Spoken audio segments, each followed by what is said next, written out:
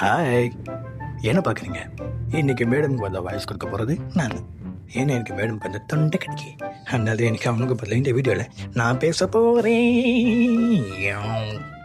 நம்ம வீடியோக்குள்ள போகலாம் வாங்க. குட் மார்னிங் மக்களே. இன்னைக்கு நம்ம இந்த மங்களகரமான கேட்குறேன் எப்படி பண்ண போகிறோம்னு பார்க்க போகிறோம். கேக்கு பேர் மட்டும் கேட்குறீங்க, அது எனக்கு பறந்து போச்சு. தேவையான பொருள் பார்த்தீங்க அப்படின்னா, முதல்ல ஒரு பவுல் எடுத்துக்கோங்க. பவுல் மேலே ஃபில்டர் வச்சுக்கோங்க. ஃபில்டர் மேல வந்து மைதா மாவை அள்ளி போடாம அளவா எண்ணி போட்டுக்கோங்க. அதுக்கப்புறம் பேக்கிங் சோடா, பேக்கிங் பவுடர் போட்டதுக்கு அப்புறமா அதனால ஜலசி எடுத்ததுக்கு அப்புறமா உரமைச்சிருக்க இப்படிக்கு தேவைப்படாது.